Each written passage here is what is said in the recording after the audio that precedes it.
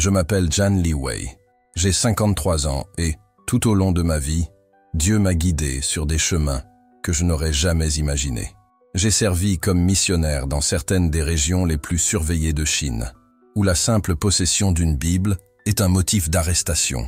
Mais ce que je veux partager ici ne concerne pas seulement la persécution. Il s'agit de la puissance de Dieu révélée même au cœur du feu, de la douleur et de l'impossible. Tout a commencé il y a 5 ans, sur une place publique de la ville de Wenzhou, surnommée la Jérusalem chinoise, en raison du grand nombre de chrétiens qui y vivaient. Ce jour-là, j'ai été contraint d'assister, menotté, à l'empilement et au brûlage de plus de 300 Bibles de notre Église.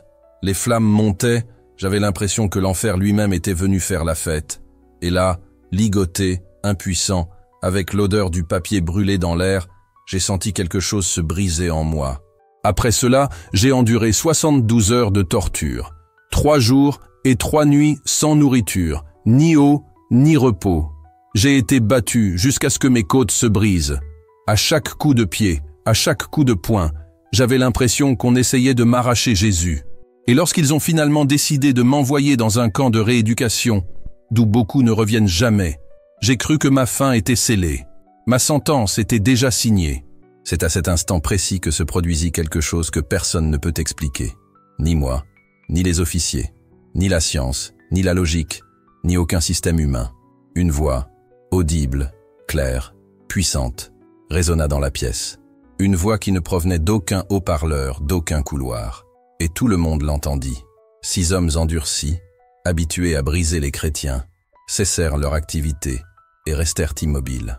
La présence de Dieu envahit la pièce d'une manière indescriptible. Pour des raisons évidentes, je ne peux pas partager tous les détails ni citer mes vrais noms. Certains frères sont toujours là, servant discrètement. Mais ce qui s'est passé ensuite a tout changé. L'ordre a été levé. J'ai été libéré. Et ce qui semblait être la fin de l'Église dans cette région s'est transformé en le début de l'un des plus grands réveils des 100 dernières années. Comprenez-vous? Là où il y avait de la cendre, Dieu a créé la vie. Là où il y avait de la douleur, il a semé l'espoir. L'autodafé des Bibles n'était qu'un début. Mais pour comprendre tout cela, il faut savoir comment je suis arrivé là. Tout a commencé des années plus tôt, lors d'une conférence missionnaire à Singapour. J'étais professeur d'université, menais une vie confortable, une belle famille et des projets bien organisés. Mais ce matin-là, alors que je priais, Dieu m'a révélé quelque chose que je n'avais jamais vu auparavant. C'était comme une vision. J'ai vu des églises détruites, des croix arrachées, des chrétiens cachés dans des caves obscures. J'ai vu des visages avides de vérité. Et puis j'ai entendu la voix de Dieu me dire « Jean, retourne sur la terre de tes ancêtres. Crois-leur ma parole, avant qu'il ne soit trop tard. » Quand j'en ai parlé à ma femme, mais elle a pleuré à chaudes larmes. Ce n'était pas facile de tout laisser derrière soi, surtout avec 2 adolescents. Mais nous savions que lorsque Dieu appelle, la seule réponse possible est l'obéissance. Comme le dit Jérémie 29, « La parole du Seigneur brûle comme un feu dans mes os. J'ai essayé de la contenir, mais je n'ai pas réussi. » En février 2015, nous avons quitté Singapour pour nous installer à Wenzhou. Au début, tout semblait aller pour le mieux. Après tout, la ville comptait l'une des plus importantes populations chrétiennes du pays. Mais la réalité était différente. Derrière le masque de la liberté religieuse, le gouvernement pratiquait déjà une répression sévère. Une campagne de sinisation des religions battait son plein, ce qui, en pratique, signifiait soit vous adaptiez votre foi aux souhaits du gouvernement, soit vous étiez persécuté.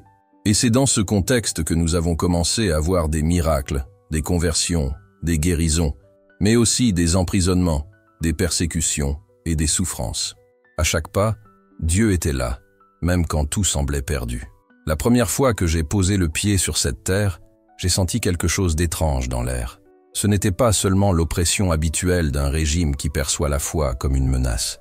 C'était plus profond, presque palpable, comme si j'entrais dans une zone de guerre, non pas physique, mais spirituelle. C'était comme si chaque pas résonnait en territoire ennemi. Très tôt, j'ai rencontré le pasteur Chang. Un homme âgé, le visage buriné par le temps, mais surtout par des années de persécution et de résistance. Nous nous sommes rencontrés dans un café volontairement bruyant. C'était plus sûr ainsi. Le bruit des tasses, des conversations et des voitures dans la rue couvraient les paroles dangereuses. « Jean, dit-il d'une voix basse, presque un murmure. Beaucoup sont arrivés ici pleins de promesses. Certains ont été expulsés en quelques semaines. D'autres sont en prison. Certains ont disparu. Qu'est-ce qui est différent chez toi? Je n'ai pas cherché à l'impressionner. J'ai répondu honnêtement, du fond du cœur. Pasteur Chang, je n'apporte que 2 choses. La volonté de souffrir avec vous et ma mémoire. J'ai mémorisé 5 livres entiers de la Bible. Car j'ai l'impression qu'un jour, je n'y aurai plus accès. Il m'a fixé du regard pendant ce qui m'a semblé une éternité. Ce regard, c'était le genre de regard que seul quelqu'un qui avait affronté l'enfer pour le Christ pouvait avoir. Finalement, il a hoché la tête. D'accord, frère Jean, mais je vais te dire une chose. Ce pays est assiégé. La persécution est permanente. Si c'est vraiment ton Dieu qui t'a amené, tu auras besoin de toute sa protection. À l'époque, je n'avais aucune idée à quel point ces paroles seraient prophétiques. Pendant les 6 premiers mois, notre vie était tranquille. Je me suis installé comme professeur d'anglais dans une école privée. Une couverture parfaite. Mais à décrocher un poste d'infirmière dans une petite clinique. Nos enfants, Nitan et Sarah, étaient inscrits dans les écoles locales. Pour tout le monde là-bas, nous n'étions qu'une famille de la diaspora chinoise comme les autres, retournant à ses racines culturelles. Mais le soir, les choses changeaient. Notre salon est devenu un petit centre de formation. Là, fenêtres closes et voix étouffées, nous avons commencé à former des disciples parmi les responsables de l'église clandestine. Grâce à des méthodes de mémorisation que j'avais développées au fil des ans, je leur ai appris à cacher la parole de Dieu dans leur cœur, littéralement.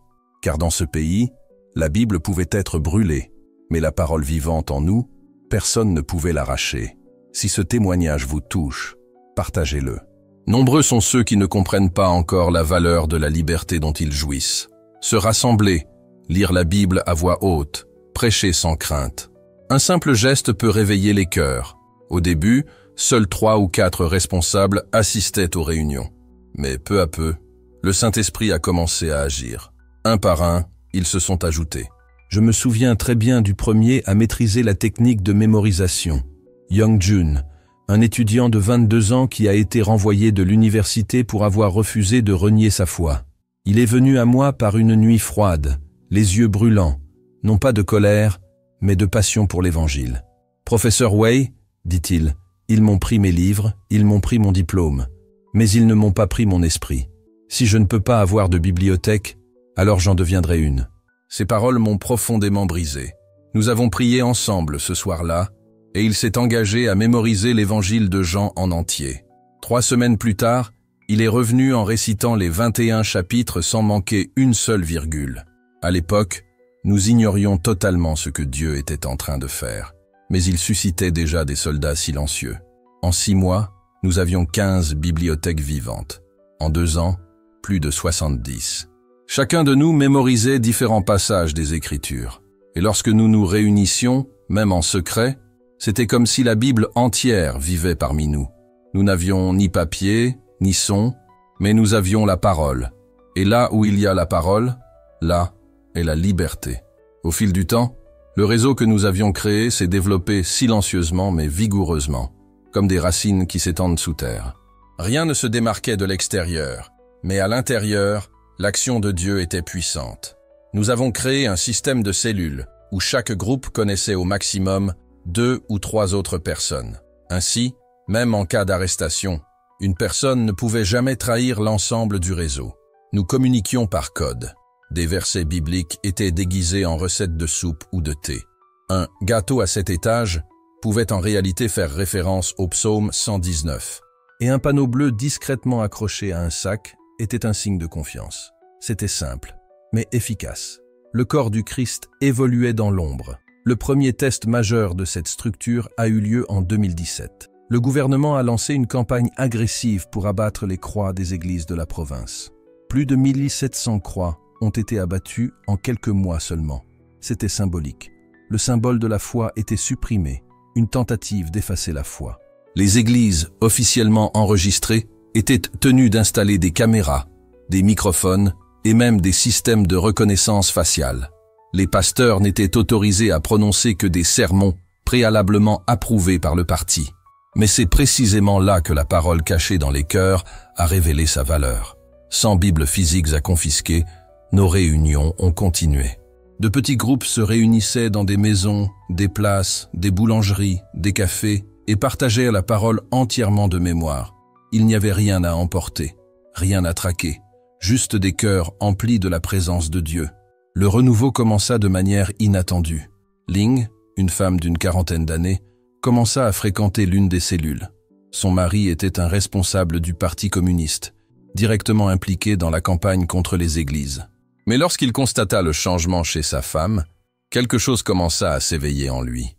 Un soir, nous nous sommes retrouvés à l'arrière du salon de thé familial. Elle m'a dit, les larmes aux yeux, « Mon mari n'arrive plus à dormir. Il dit n'avoir jamais ressenti une telle paix en moi. Hier soir, il m'a demandé, « Qu'est-ce que tu as que je n'ai pas ?» J'ai commencé à rencontrer Chen, son mari, dans des lieux publics et bruyants. Je n'avais jamais apporté de Bible. Je ne parlais que de la parole gravée dans mon esprit et mon cœur. Ce furent 3 mois de rencontres, de questions, de luttes intérieures, jusqu'à ce qu'enfin, ils me disent d'une voix tremblante, « Je ne peux pas quitter le parti, pour l'instant. Mais j'ai donné ma vie au Christ. Je veux être comme Nicodème, quelqu'un qui croit, même dans l'ombre. » Chen devint un instrument précieux entre les mains de Dieu. Il commença à nous alerter des raids, des enquêtes et des opérations secrètes prévues. Ces informations nous donnèrent le temps de reporter les réunions, d'évacuer les lieux et de protéger les gens. Dieu avait placé une garde au sein même du système. Pendant 2 ans, ce réseau invisible nous a permis de continuer. L'Église s'est développée. Nous sommes passés de quelques dizaines à plus de 500 membres, tous reliés par un système cellulaire décentralisé.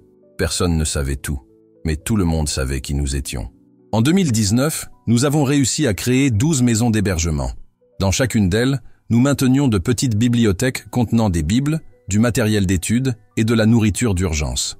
Nous avons développé une méthode artisanale pour imprimer des exemplaires de la Bible avec des imprimantes domestiques. Chaque chrétien recevait un chapitre différent. Ainsi, si quelqu'un était découvert, les pertes étaient minimes. Jun, le même jeune étudiant qui avait mémorisé l'évangile de Jean, était devenu l'un des leaders les plus créatifs du réseau. Il avait développé une application mobile qui ressemblait à un dictionnaire chinois-anglais classique.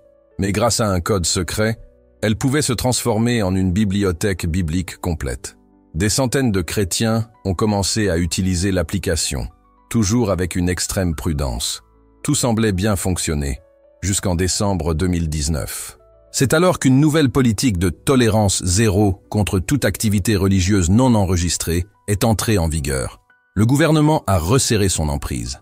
De nouvelles technologies de surveillance ont été déployées, notamment le suivi des conversations numériques, l'écoute des habitations et la surveillance en temps réel des téléphones portables.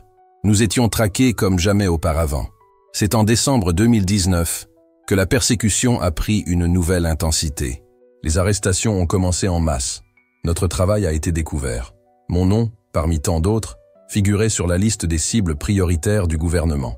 Si vous croyez qu'aucune persécution ne peut arrêter la puissance de Dieu, commentez, car ce que je vais vous dire le prouve. C'est le pasteur Shang qui m'a alerté le premier. Il est arrivé chez moi à 3 heures du matin, sous une tempête hivernale qui semblait correspondre au chaos à venir. La pluie ruisselait sur son visage ridé et ses vêtements étaient trempés. Il avait du mal à cacher son désespoir. Dès qu'il entra, il murmura d'une voix étranglée. « Jean, ils ont arrêté 10 pasteurs ce soir. Ils ont une liste. Ton nom y figure. Tu dois partir. Tout de suite. » Mon cœur battait fort. Mais en même temps, une paix étrange, surnaturelle, m'enveloppait. « Pasteur Shang, » répondis-je en le regardant droit dans les yeux. « Si je m'enfuis maintenant, qui s'occupera des bibliothèques vivantes? Qui coordonnera les groupes? Je ne peux pas les quitter. Pas maintenant. » Il resta silencieux quelques secondes. Son regard exprimait un mélange de douleur et de respect. « Je savais que tu dirais ça, » murmura-t-il. « C'est pour ça que je suis venu en personne. Mais s'il te plaît, prends au moins ta femme et tes enfants. Laisse-les s'échapper. » Ce matin-là, nous avons fait le choix le plus difficile de notre vie. Entre larmes et prières, nous avons décidé que May et nos enfants partiraient, le matin même. Grâce à nos contacts à Hong Kong, nous avons organisé leur arrivée à Singapour sans encombre. L'adieu fut silencieux, mais bouleversant. Ils sont partis en taxi sous une pluie battante. Les derniers mots de May, avant de monter dans la voiture, résonnent encore dans mon âme. Ne soyez pas un héros inutile. L'Église a besoin de vous vivants. 3 jours plus tard, alors que j'organisais la dissimulation des Bibles et du matériel de discipulat, j'ai reçu un message de Chen, notre contact au sein du gouvernement. Ils ont trouvé la cachette dans le quartier S. Partez immédiatement. Mais c'était trop tard. Je suis arrivé à l'appartement, notre principal point de distribution, et l'endroit était déjà encerclé. J'ai observé de loin la saisie des cartons. Parmi les personnes arrêtées, j'ai reconnu Liao, un frère fidèle, qui distribuait des exemplaires des Écritures avec un cœur infatigable. Au cours des 2 semaines suivantes, l'église clandestine de Wens fut durement touchée. Plus de 50 frères furent arrêtés. Des bibliothèques furent détruites, des lieux de culte pillés, et chaque jour qui passait, je sentais le siège se resserrer. Jun, le jeune homme à l'origine de l'application contenant les Écritures cachées, a été arrêté alors qu'il dirigeait un groupe d'études bibliques secret.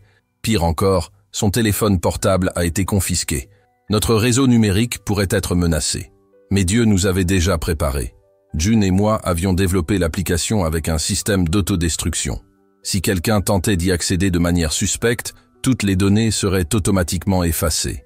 Et c'est exactement ce qui s'est passé. Dès lors, ma vie devint une évasion constante. Chaque nuit, une cachette différente. Je dormais dans des caves, des débarras, des greniers. Parfois, sur les bancs d'une petite église rurale abandonnée. D'autres fois, dans des auberges bon marché, payant en espèces et avec de faux papiers. Je ne savais jamais si je me réveillerais le lendemain libre ou en cellule. La pression psychologique était absurde. Et humainement parlant, j'aurais dû craquer. Mais ce qui me soutenait, c'étaient les Écritures que j'avais mémorisées. Les psaumes devenaient mon refuge, surtout le psaume 91. Je le répétais en silence, soir après soir. Celui qui demeure sous l'abri du Très-Haut reposera à l'ombre du Tout-Puissant. C'est là, dans cette obscurité, que j'ai trouvé la lumière. Le 15 janvier 2020, alors que je rencontrais tranquillement 3 responsables de cellules à l'arrière d'une papeterie, nous avons reçu la nouvelle que nous redoutions le plus. Le pasteur Sheng a été arrêté. Le vieux pasteur, ce guerrier silencieux qui avait résisté pendant des décennies à l'ombre de la persécution, était désormais emprisonné. Rien que d'imaginer le pasteur Sheng dans une cellule froide, loin de tout le monde, je me consumais intérieurement. Cette nuit-là, j'ai pris une décision difficile. Je me rendrai, dans l'espoir qu'il soit libéré. J'ai appelé Chen, notre contact au gouvernement. La ligne tremblait, mais sa voix était suffisamment claire pour me faire hésiter. « Jian, ne fais pas ça. C'est un piège. Ils veulent éliminer tous les chefs. Si tu te rends, ils ne libéreront pas Shang. Ils n'en auront que 2 au lieu d'1. » Mais mon âme était agitée. Je ne pouvais me pardonner d'être libre pendant que ce fidèle serviteur souffrait. J'ai passé la nuit entière à prier, à implorer Dieu, comme Jacob luttant avec l'ange. Insomniaque, sans cesse, implorant sagesse, direction, courage. La réponse est venue comme Dieu seul sait comment. Inattendue, silencieuse, mais précise. Le lendemain matin, j'étais assis dans un petit restaurant et je buvais un café. Le thé était encore fumant lorsqu'une jeune femme s'est approchée de ma table et s'est assise en face de moi.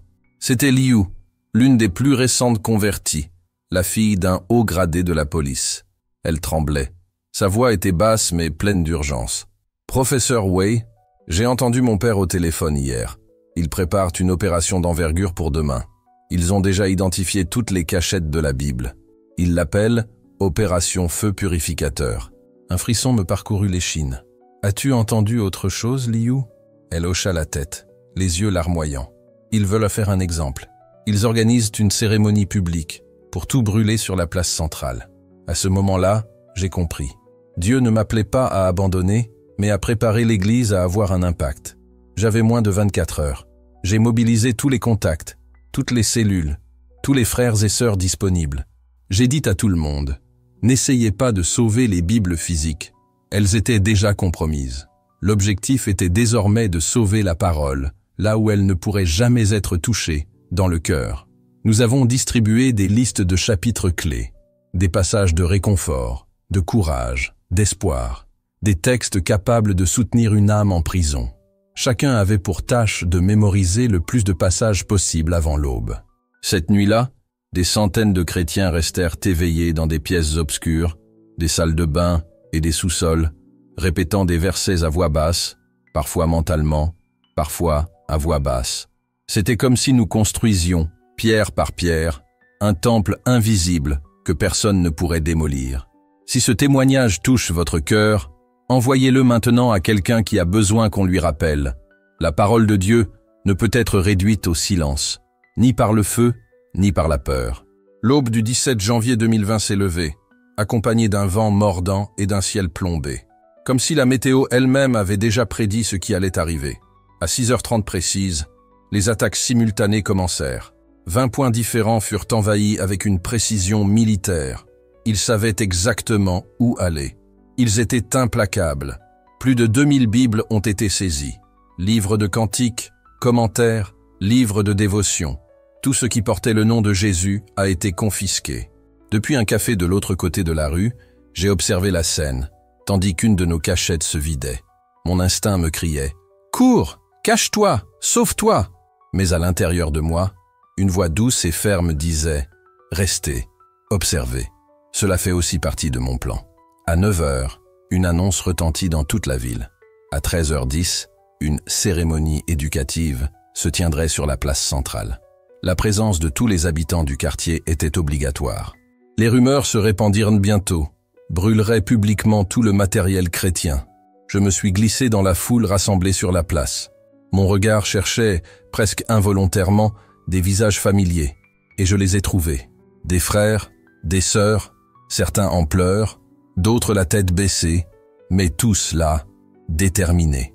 Il y avait de la peur, certes, mais il y avait quelque chose de plus fort, détermination.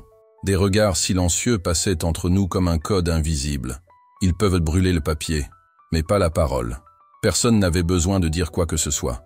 Nous savions exactement quoi faire. Au centre de la place, ils avaient érigé une structure en bois surélevé, telle une scène sombre. Autour d'elle, ils formaient un cercle quasi cérémoniel, avec des Bibles confisquées et d'autres documents chrétiens, livres de dévotion, recueils de cantiques, commentaires théologiques.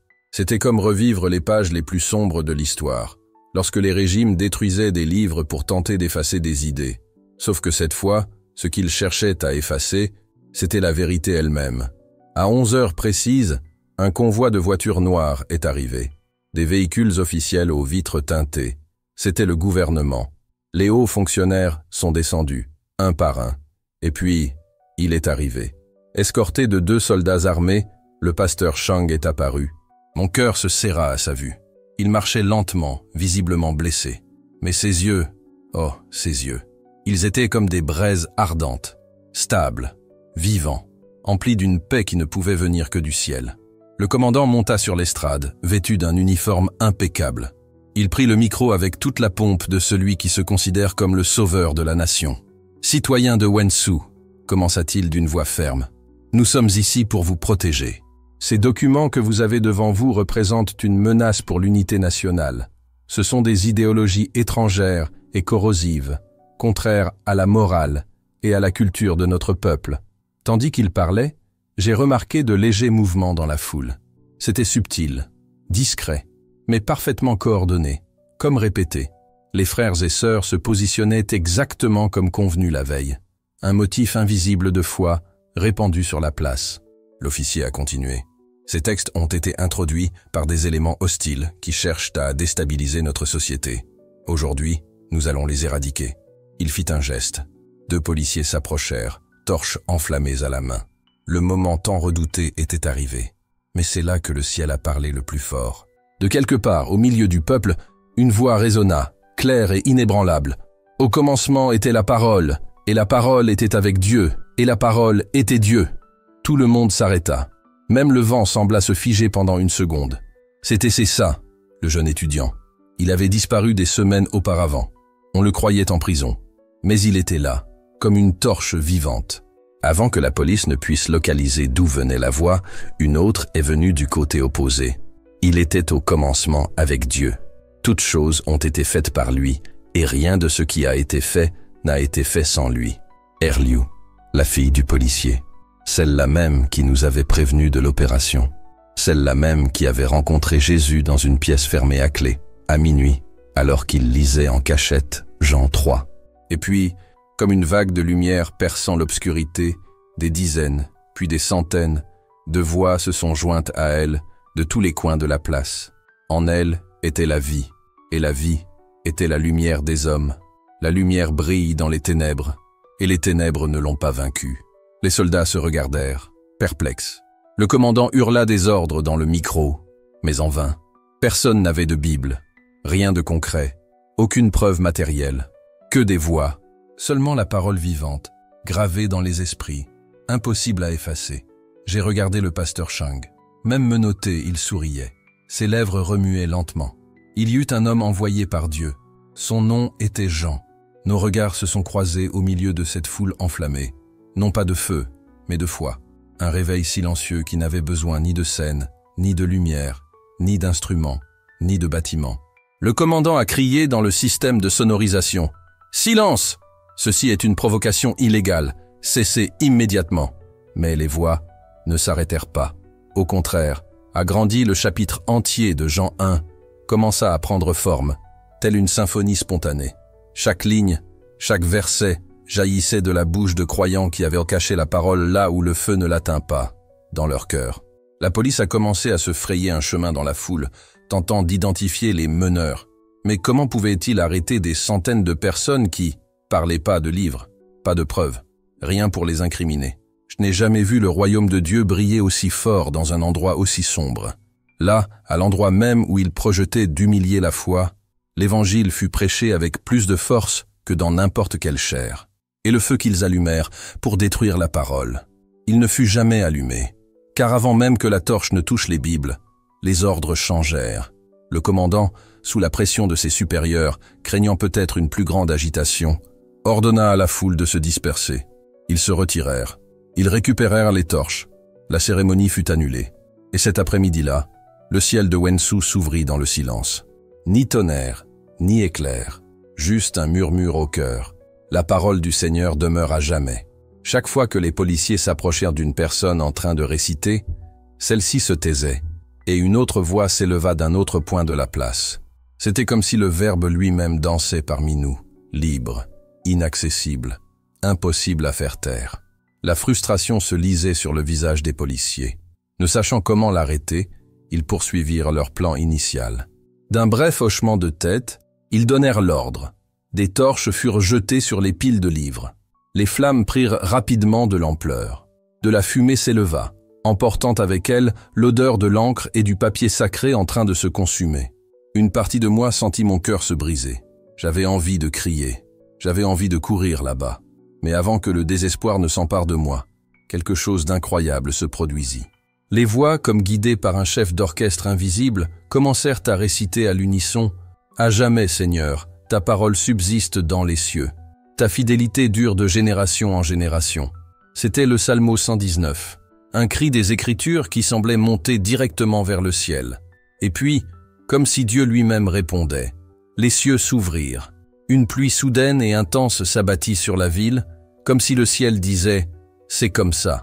Les flammes qui consumaient les Bibles commencèrent à s'éteindre. Le feu s'affaiblissait sous l'effet de l'eau, comme si le Saint-Esprit lavait la place de ses larmes. La foule commença à se disperser, courant pour échapper à la tempête. C'était le chaos, la précipitation, la confusion. Mais là, debout au milieu de tout cela, je sentis une main ferme se poser sur mon épaule. Je me suis retourné lentement. C'était un policier que je n'avais jamais vu auparavant. « John Lay » il dit d'une voix froide. « Vous êtes en état d'arrestation pour avoir mené des activités religieuses illégales. » Je n'ai pas résisté. J'ai simplement hoché la tête. Tandis qu'il me menottait les poignets et me conduisait vers l'une des voitures noires garées au bord de la place, je me suis retourné une dernière fois. Malgré la pluie battante, des frères étaient encore là, agenouillés par terre, ramassant des pages partiellement brûlées, les protégeant de leur corps, de leurs vêtements, de tout ce qu'ils avaient. Cela m'a brisé intérieurement, mais cela a aussi ravivé quelque chose en moi. Aucune prison au monde ne pourrait enfermer des gens comme ça. J'ai été emmené dans un centre de détention à l'extérieur de la ville. Pendant les 3 jours qui ont suivi, j'ai été soumis à des interrogatoires incessants. J'ai été privé de nourriture, d'eau et de sommeil, mais les menaces ne manquaient pas. Ils voulaient reconnaître leurs noms, leurs adresses. Ils voulaient connaître leurs liens avec des étrangers, des pasteurs, des donateurs. tout ce qu'ils pouvaient utiliser pour détruire ce que Dieu avait construit.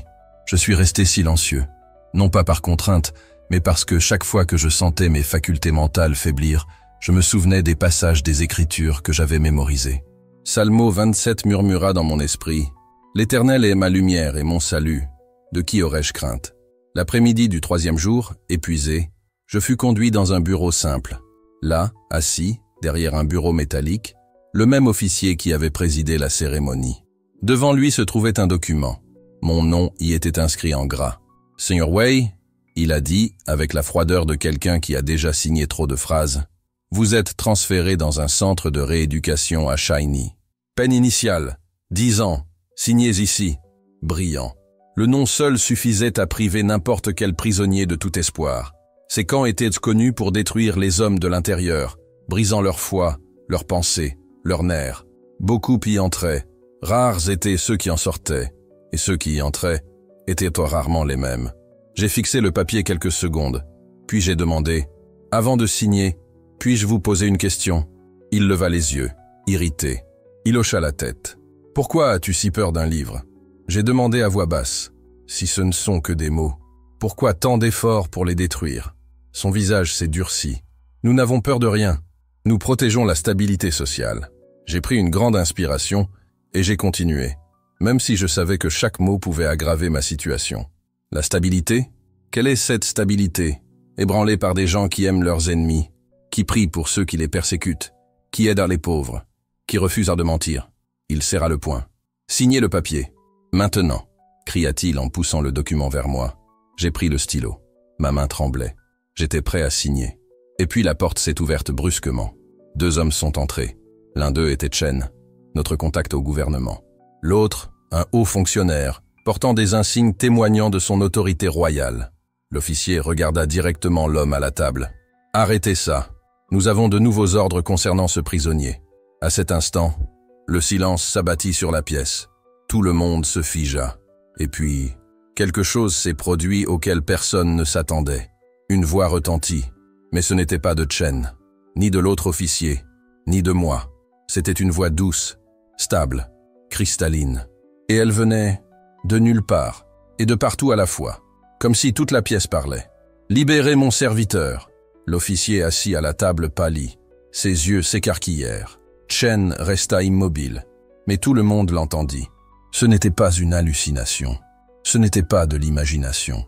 C'était une voix réelle, mais surnaturelle.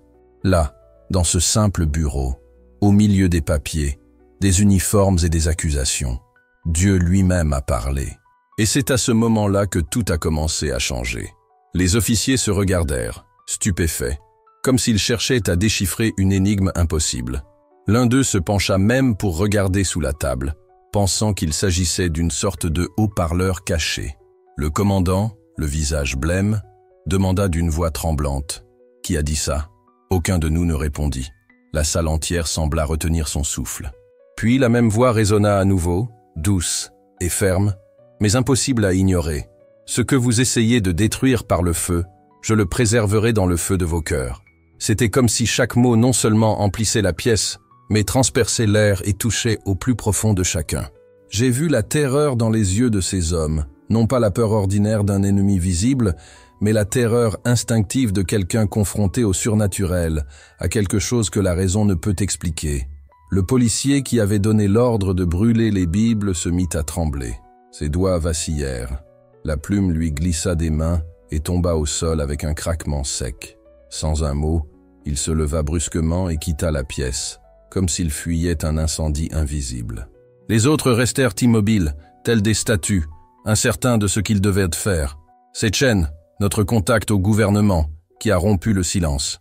D'une voix maîtrisée, il a dit « Je pense qu'il y a eu une erreur administrative dans cette affaire. Je propose que le détenu soit libéré sous surveillance en attendant un réexamen des procédures. » L'officier supérieur, les yeux toujours écarquillés et en sueur, hocha simplement la tête. « Oui, une erreur administrative.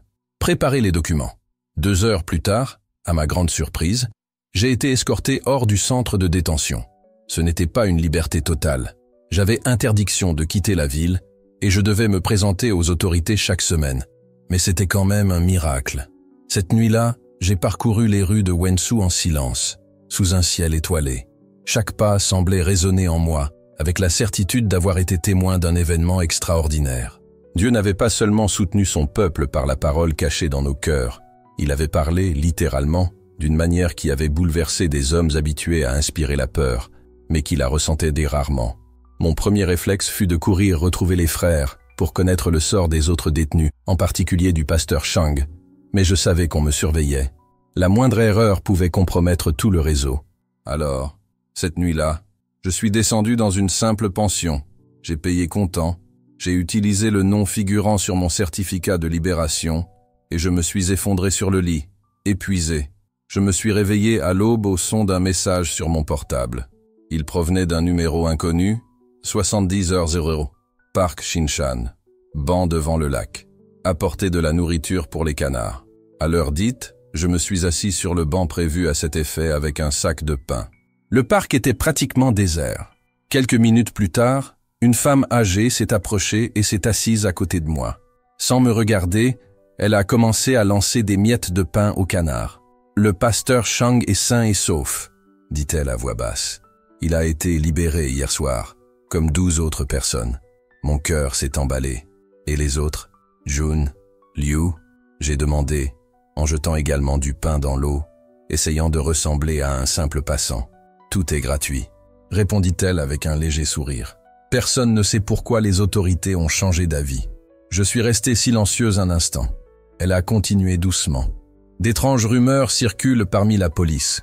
On dit qu'une voix a parlé dans le centre de détention. Un frisson me parcourut l'échine. Comment le savent-ils ? J'ai demandé. La vieille femme sourit subtilement, sans quitter les canards des yeux. Le chef adjoint de la police y croit secrètement. Il était là. Il a tout entendu. Et maintenant, il répand l'histoire. La police était sous le choc. Des rumeurs circulaient, selon lesquelles ils avaient de réveiller quelque chose qui les échappait, quelque chose que même leur autorité ne pouvait contrôler. « Et les Bibles ?» demandai-je à la dame, me souvenant des flammes dévorant chaque page sacrée. Elle soupira avec regret. Ils ont été réduits en cendres, mais cela n'a plus d'importance. Ce qui s'est passé hier a tout changé. Elle m'a raconté que lorsque les récitations ont commencé sur la place, de nombreux non-croyants ont entendu la parole de Dieu pour la première fois. Et lorsque la pluie est tombée au moment même où le psaume 119 était proclamé, les commentaires se sont répandus dans toute la ville. Leur Dieu a éteint le feu du gouvernement avec l'eau du ciel. Je suis resté silencieux. Ce qui avait été conçu comme un coup fatal pour l'Église devenait peu à peu le plus grand témoignage public de notre existence. « Que faisons-nous maintenant ?» j'ai demandé. Elle m'a regardé dans les yeux, comme si elle me confiait une mission, et a simplement répondu « Les restes, c'est le mot ». Puis il s'est levé, a laissé le sac de pain vide à côté de moi et est parti sans se retourner. Plus tard dans la soirée, j'ai pris toutes les précautions possibles. J'ai modifié mon itinéraire, laissé mon téléphone dans un taxi et me suis rendu dans une usine de chaussures abandonnée, dans la zone industrielle. L'endroit semblait oublié par le temps, vitres soufflées, murs rayés et un silence inquiétant. Je suis arrivé par l'entrée arrière, où j'ai été arrêté par un jeune homme à l'œil vigilant. La parole reste. J'ai chuchoté. Il hocha la tête et me laissa entrer. En franchissant la porte métallique, ce que j'ai vu m'a coupé le souffle. Dans un espace vide où fonctionnaient autrefois des machines et des tapis de course, plus de 200 frères et sœurs étaient assis en cercle. Au centre se tenait le pasteur Shang. Son visage portait encore les marques de la prison, mais ses yeux brillaient d'une lueur inexplicable, quelque chose au-delà de la douleur. Il récitait d'une voix ferme. « Toute chair est comme l'herbe, et toute sa gloire comme la fleur des champs. L'herbe sèche, la fleur tombe, mais la parole de notre Dieu subsiste à toujours. » Ésaïe 40. Quand il eut fini, tout le monde autour de lui répondit, comme d'une seule voix, « La parole demeure. » Le pasteur Shang m'a vu et m'a tendu la main. Je me suis dirigé vers lui, sentant le poids de la responsabilité sur mes épaules. « Frère Jean, il a dit, pour que tout le monde puisse l'entendre. Aujourd'hui, Dieu a parlé à travers vous. Les hommes qui ont tenté de détruire nos Bibles ont entendu la voix de Dieu lui-même. Ils sont terrifiés, non pas par nous, mais par la puissance de celui que nous servons. » Il y eut un murmure parmi les personnes présentes, non pas de peur, mais de révérence. « Mais maintenant nous savons que nous n'avons pas besoin de papier pour garder la parole. » Il a continué. « Vos cœurs sont les pages vivantes sur lesquelles Dieu écrira. Et c'est là, dans cette nuit silencieuse, cachée du monde, qu'un nouveau mouvement est né. Chaque personne présente s'est engagée à mémoriser un passage de la Bible. Chacun deviendrait un gardien, une Bible vivante. Unis, nous formerions à nouveau la parole complète, fragmentée en centaines de cœurs, impossible à confisquer ou à détruire. Si ce témoignage vous touche, écrivez « Vis en moi », non pas seulement comme un commentaire, mais comme un engagement. Gardez la parole là où personne ne peut la voler, dans votre cœur. Dans les jours qui ont suivi, ce qui devait être la fin de notre réseau a marqué le début de quelque chose de bien plus vaste. Nous avons commencé à nous réorganiser avec encore plus de détermination. Notre mission n'était plus seulement de survivre, mais de multiplier la parole comme jamais auparavant. Liu, la fille du policier, fut la première à démontrer le potentiel de cette nouvelle génération de croyants. Pour avoir récité l'Évangile en public, elle fut rejetée par sa propre famille. Son père, humilié devant ses supérieurs, la chassa de la maison. Mais ce qui semblait être une tragédie se transforma en étincelle. Elle ne s'est pas effondrée. Au contraire, elle est devenue une leader infatigable. Elle a organisé des groupes de mémorisation parmi les jeunes convertis, a utilisé son savoir-faire technologique pour reconstruire une partie de l'application que June avait effacée et a commencé à envoyer des messages codés à d'autres villes. Liu n'était plus une simple convertie. Elle était désormais la torche vivante, enflammant les cœurs avec la même parole qu'il tentait d'éteindre par le feu physique. « Je n'ai plus rien à perdre », m'a confié Liu un soir, alors que nous planifions notre nouvelle stratégie. Sa voix était dépourvue de tristesse. Elle était pleine de conviction. Ma famille terrestre m'a rejeté, mais ma famille spirituelle s'est développée de façon exponentielle. Liu devint un pilier du mouvement.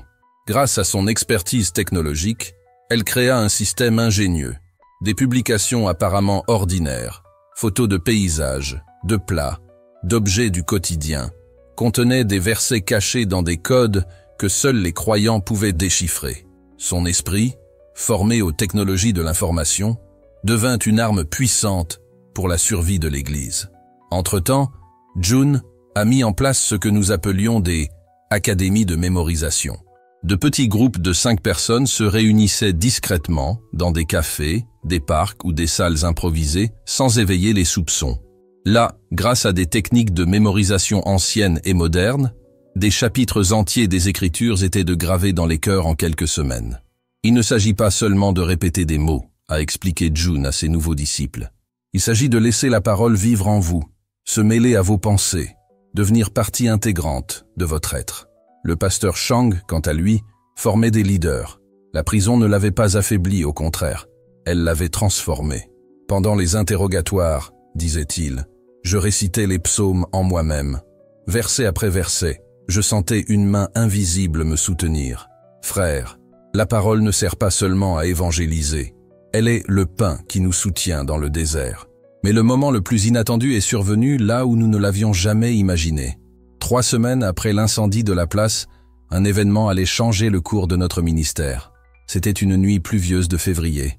J'étais seul dans mon petit appartement, à consulter les relevés téléphoniques, quand j'entendis frapper doucement à la porte. Gelé, je regardais par le Judas. Un homme en imperméable, la capuche sur le visage, se tenait là, trempé. Mon cœur battait la chamade. J'ouvris la porte avec précaution, prêt à tout. L'homme leva les yeux, et je le reconnus. C'était le policier qui avait ordonné l'autodafé des Bibles. « J'ai besoin de te parler », dit-il d'une voix basse, presque suppliante. Puis-je entrer ? Il m'a fallu un moment pour répondre, mais je me suis écarté.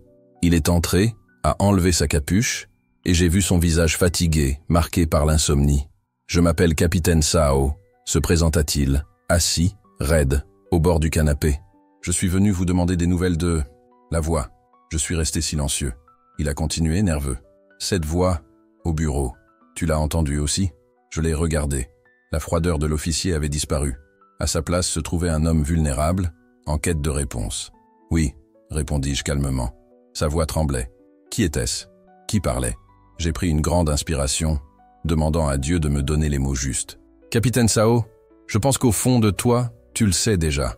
Ce n'était ni un enregistrement, ni une performance. C'était la voix de Dieu que tu as essayé de faire taire en brûlant nos Bibles. » Il baissa la tête, joignant les mains. Sa respiration était lourde. Depuis ce jour-là, je n'ai pas dormi. La voix résonne encore dans ma tête. Ce que vous avez essayé de détruire par le feu, je le garderai dans le cœur de chacun de vous. » Et qu'est-ce que cela signifie? Exactement ceci.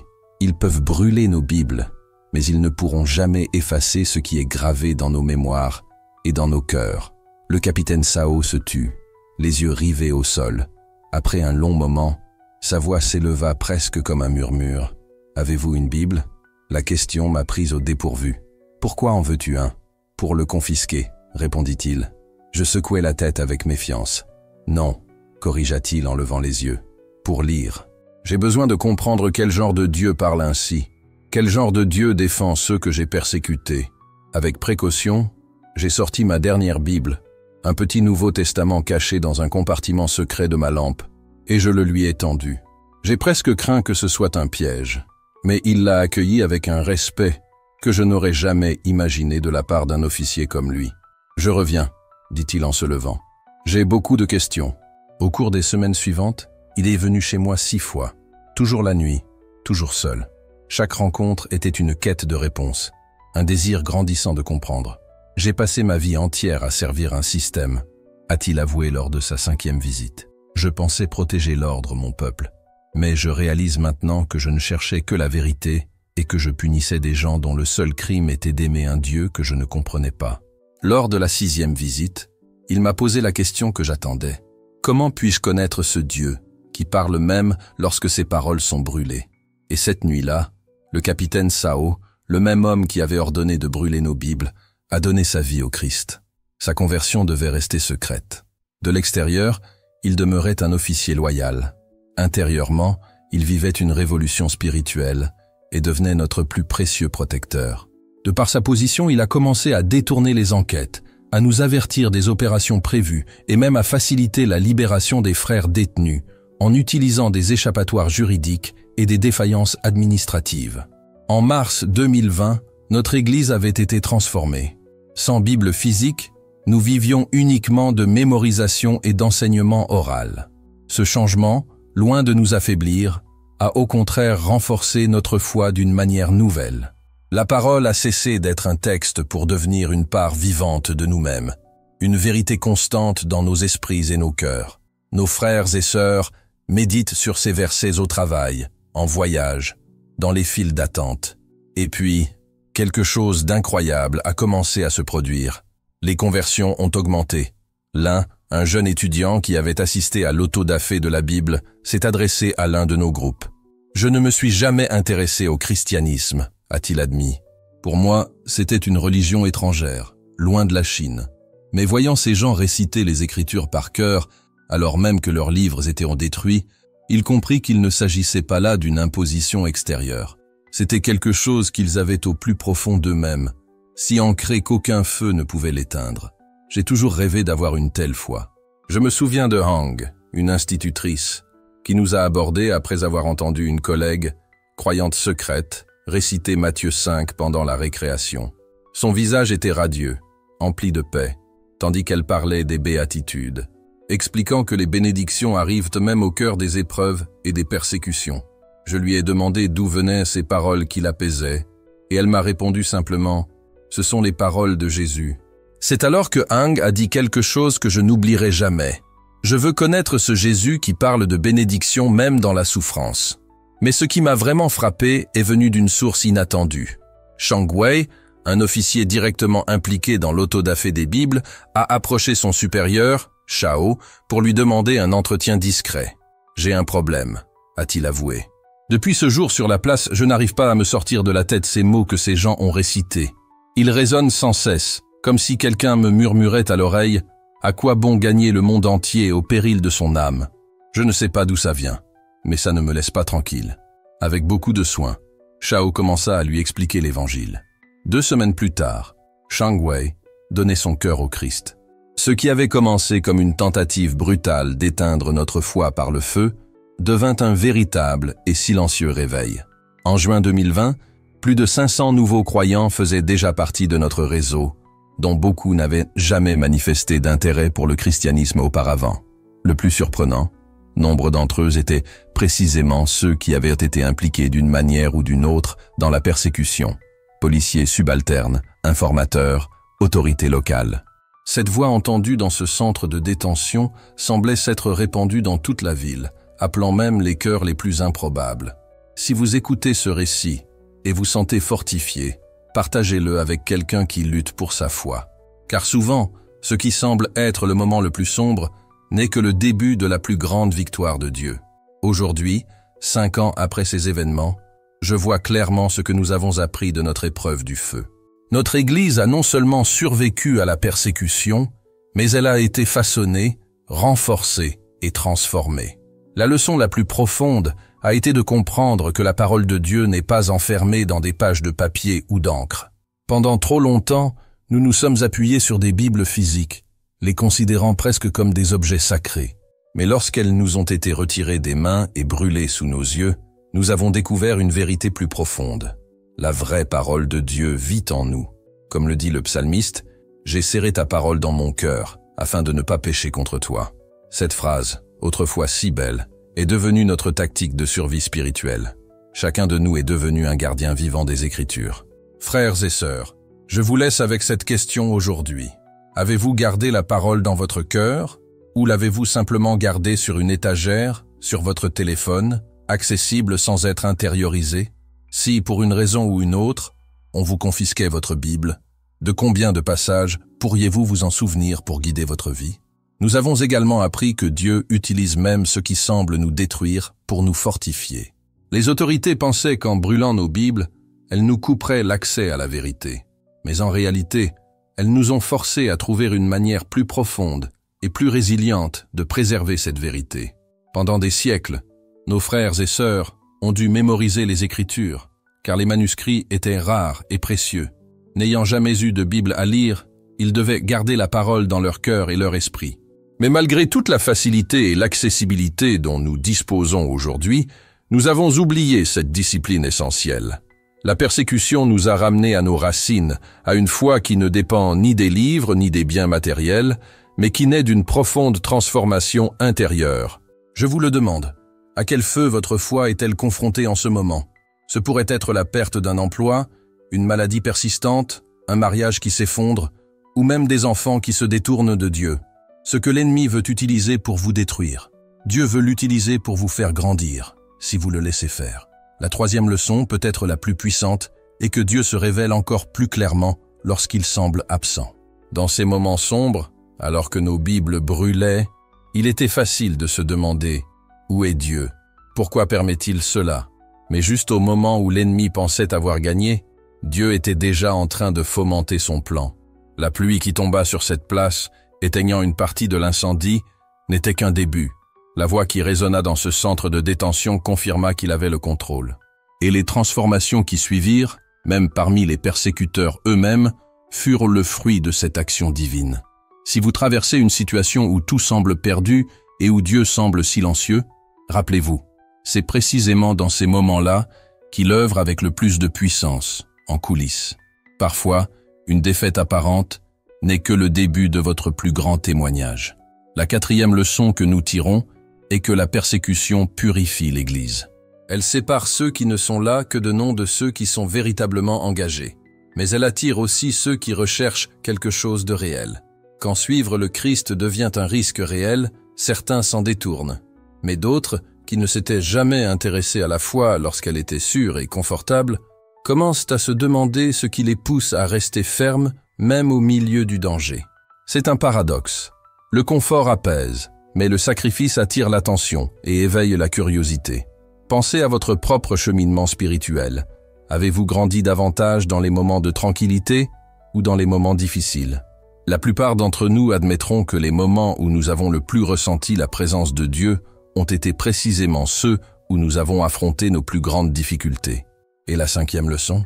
La voix de Dieu reste aussi vivante et puissante aujourd'hui qu'elle l'était dans l'Antiquité.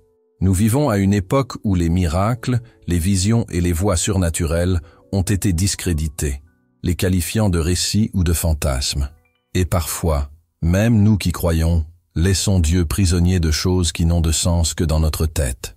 Mais le même Dieu qui a parlé dans le buisson ardent, sur le mont Sinaï et par les prophètes, continue de nous parler aujourd'hui, parfois par la Bible, d'autres fois par des situations de la vie. par l'intermédiaire de nos frères et sœurs, et si nécessaire, d'une manière claire et surnaturelle qui défie toute logique. Le capitaine Sao, homme rationnel et sceptique, ne trouvait aucune explication à la voix qu'il entendait dans ce bureau.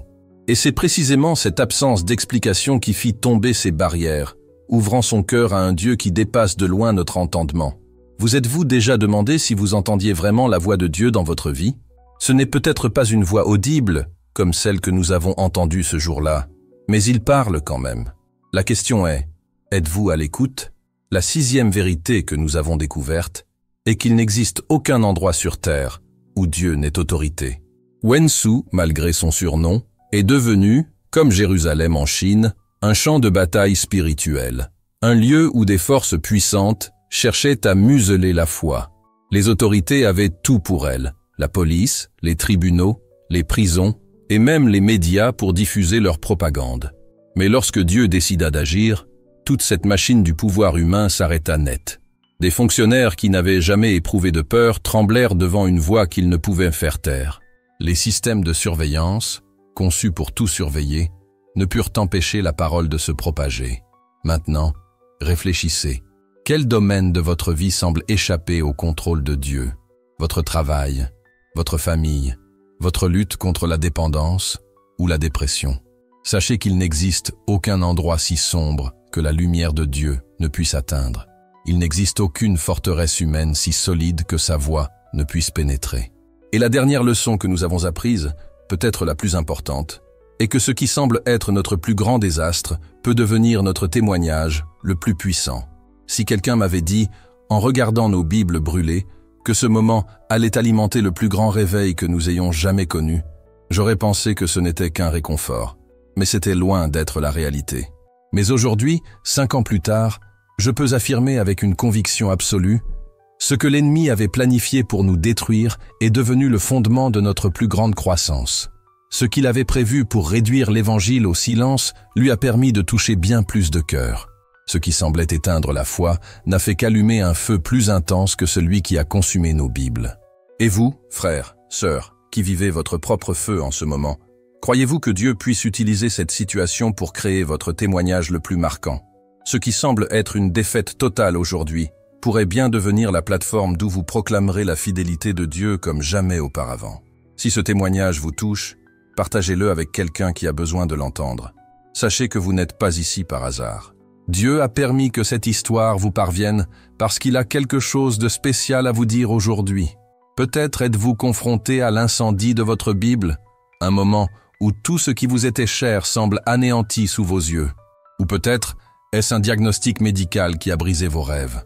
Peut-être votre mariage est-il en train de s'effondrer, malgré vos prières. Ou la perte d'un emploi qui vous donnait autrefois un sens. Ou même un combat spirituel si profond que vous commencez à vous demander si Dieu vous écoute encore. Mais je voudrais dire quelque chose avec toute l'autorité qui vient de quelqu'un qui a vu la puissance de Dieu se manifester au milieu des flammes. Le même Dieu qui a transformé notre persécution en réveil peut transformer votre épreuve en un témoignage puissant. Le même Jésus qui a parlé dans ce petit bureau gouvernemental peut apaiser votre tempête. La même puissance qui a converti nos persécuteurs peut restaurer tout ce que vous pensiez perdu et redonner espoir à votre vie. Mais il y a quelque chose que tu dois faire maintenant. Tout comme nous l'avons décidé sur cette place, même si les Bibles étaient embrûlées, la parole de Dieu vivrait dans nos cœurs. Tu dois prendre cette décision aujourd'hui. Tu dois t'engager. Quelle que soit la force du feu qui t'entoure, tu resteras fidèle aux promesses du Seigneur. Si vous êtes prêt à prendre cet engagement, je vous invite à prier avec moi. Ce n'est ni une prière magique, ni un rituel, mais une déclaration de foi sincère au cœur de votre combat. Vous pouvez la dire à voix haute ou, si vous préférez, dans votre cœur. Dieu Tout-Puissant, je reconnais que je suis en proie au feu. Les flammes de ma situation menacent de consumer ma foi et mon espérance. Mais aujourd'hui, inspiré par le témoignage de mes frères et sœurs qui ont vu ta puissance à l'œuvre même dans la persécution, je déclare que je m'accrocherai à ta parole. Même si tout autour de moi est détruit, je garderai tes promesses dans mon cœur. Je crois que tu peux parler dans mon impossible. Je crois que tu peux transformer mes cendres en beauté. Je crois que tu peux changer mes persécuteurs, qu'il s'agisse de personnes ou de circonstances. Et je m'engage à écouter ta voix. à la chercher dans les Écritures, dans la prière et dans la communion avec mes frères et sœurs. Ne laisse pas ce feu me consumer, mais purifie-moi au nom de Jésus. Amen. Si vous avez prié cette prière avec un cœur ouvert, je vous félicite. Vous avez pris une décision qui changera votre façon d'affronter les épreuves. Vous ne serez plus seulement victime des circonstances, mais un témoignage vivant de la puissance de Dieu qui transforme même les moments les plus difficiles. Mais ce chemin ne s'arrête pas là. Tout comme nous avons dû trouver des moyens de préserver la parole lorsque nous n'avions pas de Bible physique, vous aussi devez développer des pratiques qui renforcent votre foi dans les moments difficiles. Je vous invite donc à agir. Partagez ce témoignage avec quelqu'un confronté à un incendie similaire. Ne gardez pas cet espoir pour vous. L'Église en Chine a grandi parce que chaque personne est devenue un canal vivant de vérité. Votre histoire, combinée à la nôtre, pourrait être exactement ce dont quelqu'un a besoin aujourd'hui. Il est également crucial de cultiver une sensibilité à la voix de Dieu. Cela implique de trouver des moments de silence au milieu de l'agitation du quotidien, des moments où l'on peut simplement s'arrêter et laisser Dieu parler. Sa voix rivalise rarement avec le bruit du monde. Elle attend que le calme de notre cœur se révèle. Maintenant, réfléchissez. Quelle Bible personnelle sentez-vous menacée par le feu? Votre santé, votre famille, votre ministère, votre stabilité émotionnelle. Reconnaissez-le et efforcez-vous de préserver l'essence, la vérité qui réside en vous, même si les circonstances extérieures changent. Là, dans votre cœur, vous découvrirez que ce qui compte vraiment n'est jamais perdu, car il est en sécurité entre les mains de Dieu.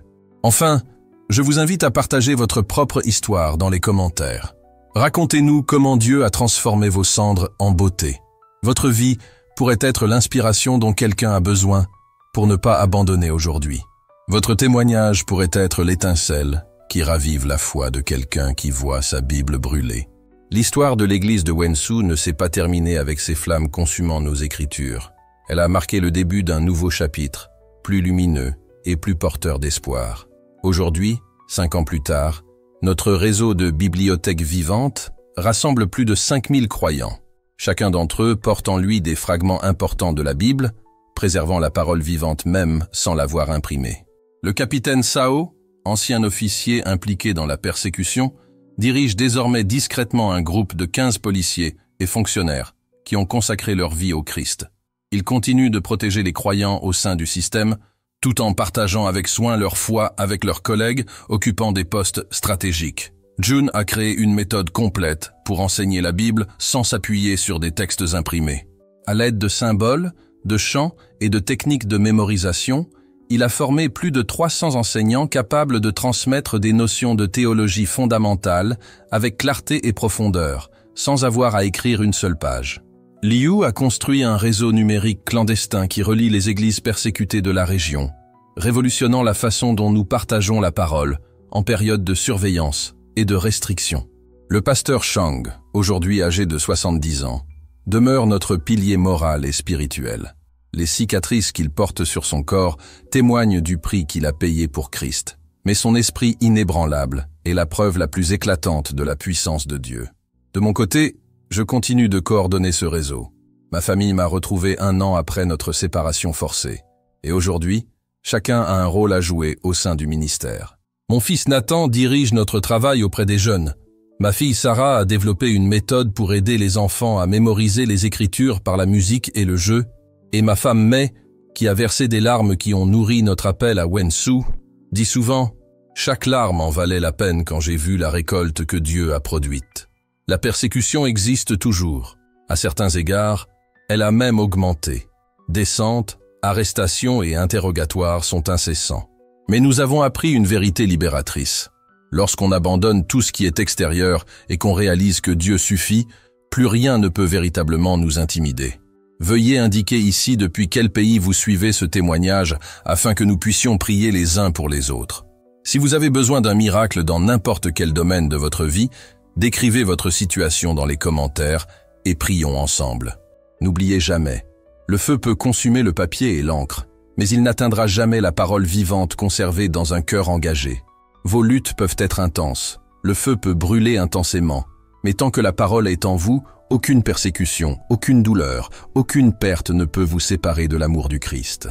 Le Dieu de grâce, qui nous a appelés à sa gloire éternelle en Jésus-Christ, après que nous ayons souffert un peu de temps, nous perfectionne, nous fortifie, nous rend inébranlables. Que sa voix résonne dans vos circonstances les plus difficiles, que sa puissance se révèle dans vos moments les plus sombres et que sa parole reste ferme dans votre cœur même lorsque tout autour de vous semble s'effondrer. On se retrouve pour le prochain témoignage. Et n'oubliez pas, ce que l'ennemi a planifié pour détruire votre foi, Dieu l'utilisera pour la rendre inébranlable. L'herbe sèche, la fleur se fane, mais la parole de notre Dieu demeure éternellement.